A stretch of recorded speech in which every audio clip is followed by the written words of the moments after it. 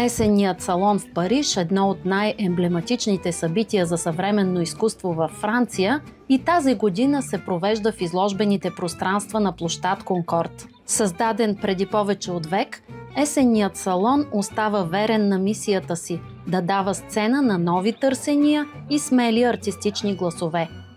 В тазгодишното издание срещаме творци от различни сфери на визуалните изкуства. Един от тях е Жан-Пиер Танги. Художник и гравьор, преподавал дълги години в Бозар, той вижда в салона признание за едно изкуство, което често е подценявано. За мен това е истинска референция за гравюрата. Често хората си я представят като черно-бяла техника, а тук, на салона, показваме, че може да бъде цветна, инсталационна и много по-съвременна.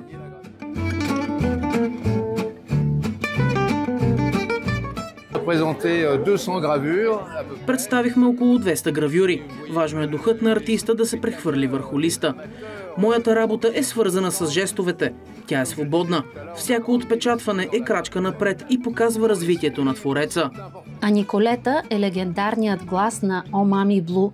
На Есенния салон тя обаче е в ролята на ценител на визуалните изкуства. Артистите са дъхът на живота. Те носят светлина, красота и истина в света. Това е жизнено важно. Анна Полен пък представи иновативна творба, посветена на темата за устойчивостта и възстановяването. Тази година представям много иновативна творба. Творба на резилианс, помощ към гората, възстановяване чрез повредени панели, една разходка сред съкровищата на гората.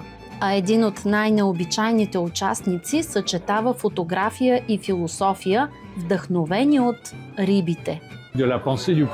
Правя връзка между хората и рибите.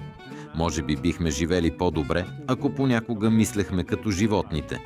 Това е философският път на мисълта на рибата. Сред международните автори откриваме и българско присъствие. Художничката Деси Денева ДД. Картината, която представям, е една от знаковите за моето творчество и е един период, в който аз мисля, че претърпявам някаква вътрешна промяна, някаква вътрешна метаморфоза и се обърнах повече към социалната рефлексия, към нещата, които ни заобикалят. Винаги съм била като автор искрена, но някакси според мен от опита на годините ставам по-задълбочена и по-директна в известен смисъл. А журито споделя. Стремим се селекцията да бъде по-строга. Тази година за първи път работихме с система от цветни картони. Червен картон за творбите, които отпадат веднага. Оранжев картон за онези, които може да бъдат допуснати, но на по-късен етап. И зелен картон за творбите, които се приемат автоматично. Започнах да участвам през 2018. Да подкрепяш артистите е магична история. Да слушаш, да споделяш. Това е прекрасно. Есенният салон на площад Конкорд отново доказа, че Париж остава сърцето на съвременното изкуство.